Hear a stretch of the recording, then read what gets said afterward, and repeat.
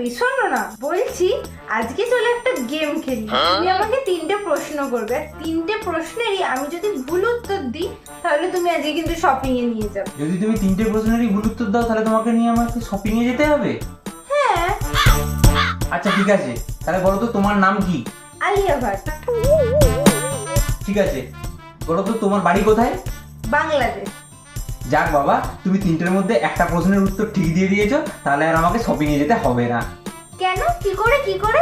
কেন আবার? তোমাকে প্রথমে যে প্রশ্নটা করেছিলাম সেটা একবার ভাবো, ভেবে দেখো। যদি তুমি 3টে প্রশ্নেরই ভুল উত্তর দাও তাহলে তোমাকে নিয়ে আমাকে শপিং এ যেতে হবে। হ্যাঁ।